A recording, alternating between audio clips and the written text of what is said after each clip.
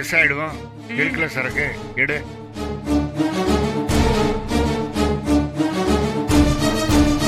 எடு சீக்கிரம் கொடு. கண்ணில் போட்டுக்க. அடு எனக்கு கொஞ்சம் போடு.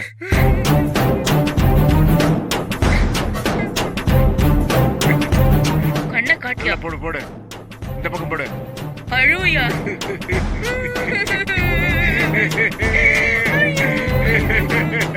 போயா? டாக்டர், அந்த அட்ரஸ்ல இருந்து இப்பதான் ஃபோன் பண்ணாங்க. அவங்க கொடுத்திருந்த அட்ரஸ் பொய்யான அட்ரஸ்னு சொல்றாங்க.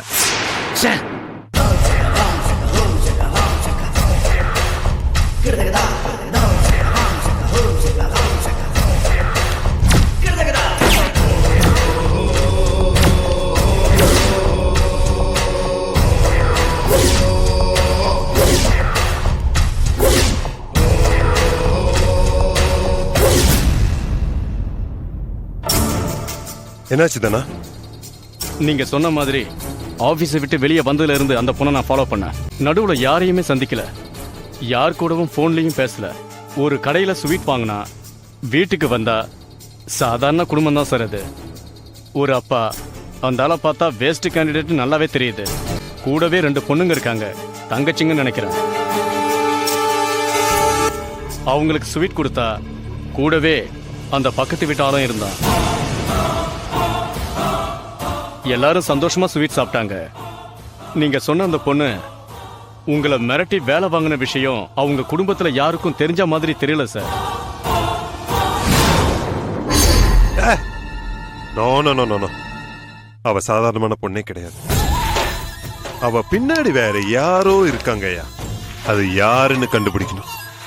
ஏன்னா அவ மிரட்டல்ல ஒரு பெர்ஃபெக்ஷன் இருந்தது, ஒரு பவர் இருந்தது. அவ துப்பாக்கி எடுத்தப்போ அதுல ஒரு நேர்த்தி இருந்ததுயா. அவ ஒரு சாதாரண ஃபேமிலி பொண்ணுன்னு நீ சொல்றத என்னால ஏத்துக்க முடியலையா. இப்ப களி முத்தி போச்சு. எந்த இடத்துல இருந்து எப்படிப்பட்ட பிரச்சனை வரும்னு யூகிக்கவே முடியல. அவளை எப்படி ஹேண்டில் பண்ணோன்னு தெரியலையா. என்ன சார் இதுக்கு போய் இவ்வளவு சீரியஸா யோசனை பண்றீங்க? நீங்க ஒரு வார்த்தை சொல்லுங்க, நம்ம பசங்க 4 பேரை அனுப்பி அவ கழுத்துல கோடு போட்டு கையில இருக்கிற மொபைலை புடுங்கிடுவோம். ஒரிஜினல் எப்படி கிடைக்கும்? அவ செத்துட்டான்னா ஒரிஜினலை வச்சிருக்கிறவன் நேரா நம்மளை தேடி வருவான். அவங்கிட்டையும் பேரம் பேசிட்டு அவனையும் ஒரு போடு போட்டுருவோம். ஏய், நீ வேற. ஒருத்தங்கிட்ட தப்பிக்கிறதுக்காக ஒருத்த மாத்தி ஒருத்தனை நம்ம போட்டுக்கிட்டே போனா நம்ம வேலை நடக்காது. அதனால இந்த விஷயத்தை மெதுவா ஆற விட்டு அவ யார சந்திக்கிறான்னு வாட்ச் பண்ணி அவனை தூக்கி பார்க்கணும். அது வரைக்கும் அவ குடும்பத்துல இருக்கிற எல்லார் மேலயும் ஒரு கண்ணை வச்சுக்கோ. ஓகே ஓகே வரட்டா?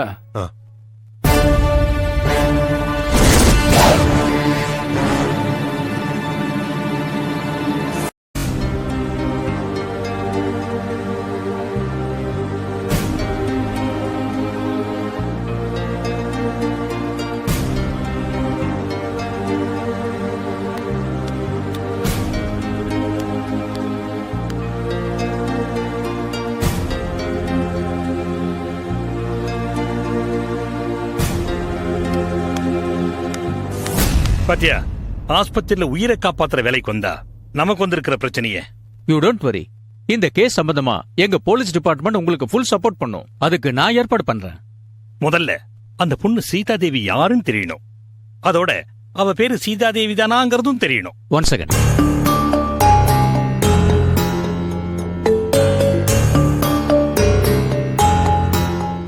ஹலோ, நான் ரகுத்தமன் பேசுறேன். மிஸ்டர் வர்கீஸ்க்கு லைன் கொடுங்க. Okay sir. ஹலோ சார், நான் வர்கீஸ் பேசுறேன். மிஸ்டர் வர்கீஸ், நான் உங்களை உடனே மீட் பண்ணணும். ஓகே சார், கண்டிப்பா மீட் பண்ணலாம். Doctor, thank you. சீதான்ற பேஷண்ட்டுக்கு நினைவு திரும்பிடுச்சு. Okay sir. Is it?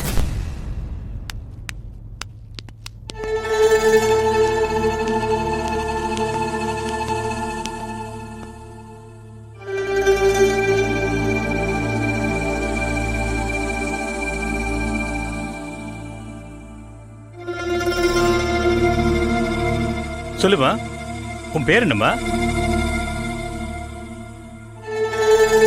சொல்லுமா, உன் பேர் என்ன? சீதா தேவியா?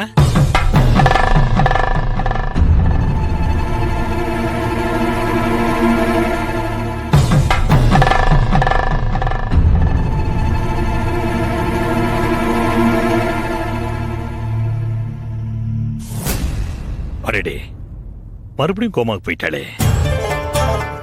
அந்த பொண்ணு கண்ணு முழிச்சு பார்த்துப்போ. உங்ககிட்ட ஏதாவது பேசினாளா? எதுவும் பேசல டாக்டர். கண்ணு முடிச்சு அங்கேயும் இங்கேயும் சுத்தி பார்த்தாங்க டாக்டர். உடனே உங்ககிட்ட சொல்ல வந்துட்டேன். சாமி, இந்த பொண்ணுக்கு பிரெயின் டெத் ஸ்டேஜ்னு சொன்னீங்க. இப்படிப்பட்ட ஸ்டேஜ்ல இருக்கிறவங்களுக்கு கான்ஷியஸ் வரதுக்கு சான்சஸ் இருக்கா? 90% வாய்ப்பே இல்லை. காரணம், மூளையில சேதமடைஞ்ச செல்கள் மீண்டும் புதுப்பிக்கப்படுறதே இல்லை. இந்த பொண்ணுக்கு மூளைத்தண்டும் சேதமடைஞ்சிருக்கு. மூளைத்தண்டு சேதமடையும் போது கோமா விஜிலண்டேங்கிற நிலை ஏற்படும். அப்ப பாதிக்கப்பட்டவங்களுக்கு 10% சுய உணர்வு தான் இருக்கும். அந்த சமயத்துல பேஷண்ட்டுக்கு கண்ணசைவை தவிர வேறு எதனாலையும் தொடர்பு கொள்ள முடியாது.